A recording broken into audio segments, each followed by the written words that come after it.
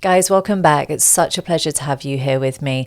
I'm going to be talking about how you may not even know that you're numb until you experience the sensations of actually feeling fully alive and present and aware of all the sensations in your body.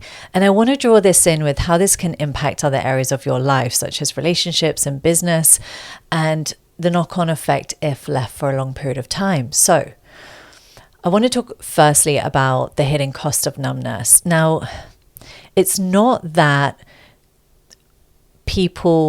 women, that's who I'm speaking to, it's not that women are consciously numbing out. It's not something that they are actively seeking to do. It's not at all.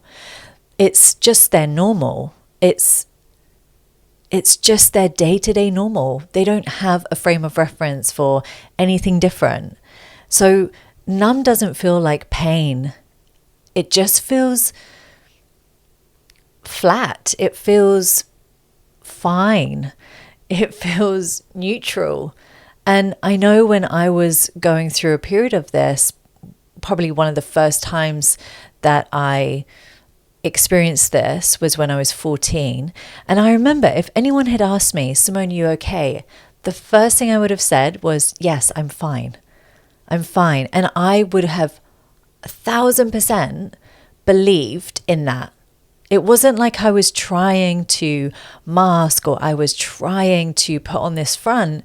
I really thought I was fine until I wasn't, right? For me, when I was 14, I got shingles and then I was bedbound for 2 or 3 weeks, just trying to heal my body. And that was a big wake-up call around how pushing down emotions really does impact the physical body. And that was really the start of my journey. Even though I wouldn't have had words to put to it at that time, there were certain things that were showing up for me. Okay, maybe I do get to slowly take this lid off of all the things that I've been pushing down and shoving down and ignoring. And ultimately, what I want to share and what I want to really highlight today is that numbness disconnects you from your joy, disconnects you from your inspiration, your creativity, your passion, your pleasure, all of those peak bliss moments. When we are numb, yes, okay, maybe we don't feel this grief, this heart-wrenching grief or this sadness or this rage. As a byproduct of that, we also don't feel the things that we would love to feel, such as joy, bliss, so forth, as I've just mentioned. And because we can't selectively numb, when you do start on that journey of suppressing emotions that maybe you feel or were told when you were younger were not safe or were not acceptable, and this could be a huge array of emotions. Maybe that was anger, right? So say that you learned to suppress anger from a really young age. Well, you are also going to be suppressing your joy. And the same wall that keeps out pain also keeps out love. And I really want you to hear that, because that deep connection that we crave on a human level, we cannot access that if we're in this state of numbness, because that wall is going to be up, whether we're aware of it or not. For me, that wall looked like hyper independence and very much in my masculine. And again, that's not to make that wrong or a bad thing, but when it goes to the point where it's out of balance, then it does have impact. It has a massive impact on all areas of life. So the body learns what's familiar from a really young age, not what's healthy. And I really want to make this clear, because for many of you,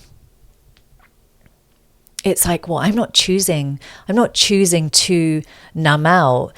It's become so familiar that it's this instinctive reaction. An emotion comes up and it gets pushed down. Something feels, you may not even get that activated by anything anymore. It depends on the depth, right, of that numbness. So if your body learned from a young age that emotional safety equals suppression, then receiving rest, receiving love, receiving support feels really unsafe because it's unfamiliar.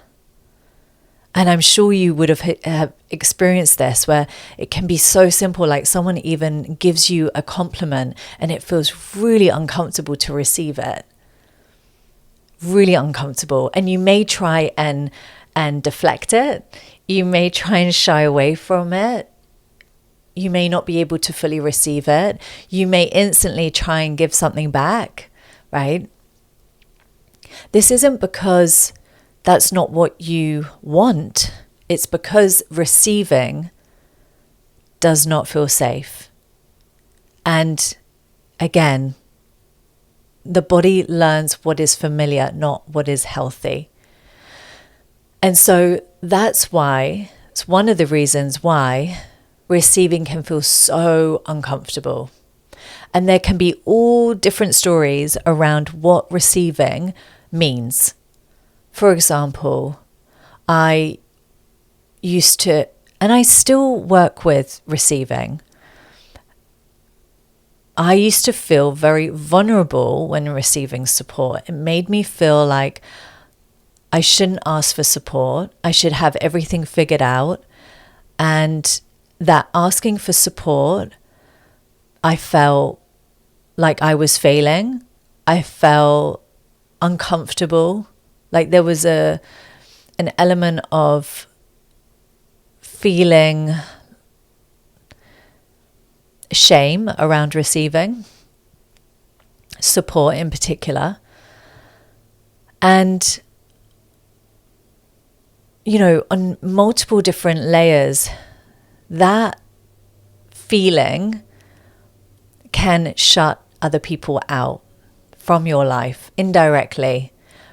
Because when we think about it, when we really create deep, meaningful connection in our lives, we feel incredible when we are asked to support someone in something, when we are able to help the people that we love. We feel amazing. We feel incredible. Like, what an honor it is that this person's asked me to support them. Like, yes, I'm there. I've got your back. I'm with you 1,001%.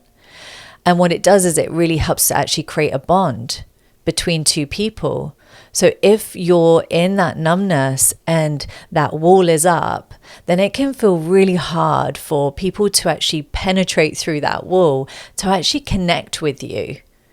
And that's just what's playing out on a subconscious level, because consciously, you know, you may crave that deep connection and that sense of community and that sense of support and feeling really cherished and really loved.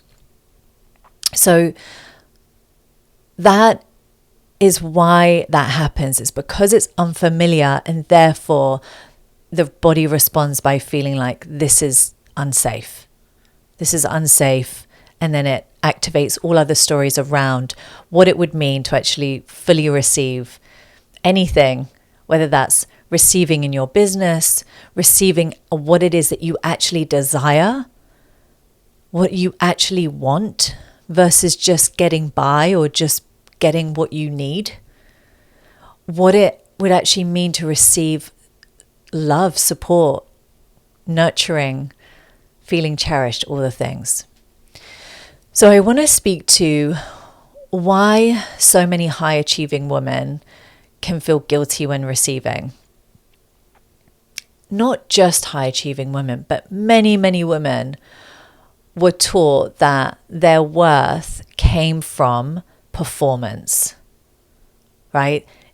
That it came from doing, not being. So when you achieved something. Maybe you experienced love or acknowledgement or celebration when you were simply being, that may have not been held with reverence. So from a very young age, we're taught that we are worthy if we are doing versus simply being. And so this is why for so many people, they can really struggle with stillness and being still. And they need to fill their whole day up with stuff because it needs to feel productive, because then that was a good day. And this is where those connotations around, how stillness can actually feel like, oh, I feel lazy, even though it's absolutely not. But it's because your body was trained to equate hustle with safety. So there's this wiring in the body where it actually feels more familiar to be in the busy, to be in the hustle, and it actually feels safer to be in that than to actually be still and be fully present with what is without any distractions. And so the path to feeling more safety in your body is not through the strategy, is not by busying yourself by doing more. Scaling, intimacy, pleasure, peace. They all require you to feel more, not necessarily do more. And I want that to really land for you. All of those things that you desire are going to require you to be more of you. And the way to be more of you is to actually spend time getting to know yourself versus doing all the things. And I guarantee that a lot of those doing of the things will be things that other people have told you to do that may not even feel good for you to do, but you keep doing it because you want this end result. But that end result isn't actually going to give you the fulfillment and the presence and the peace and that feeling of aliveness that maybe you're searching in that end result. So reconnecting with your body is the gateway to receiving, to creating, and to magnetism, ultimately. Is to feel incredibly magnetic within yourself.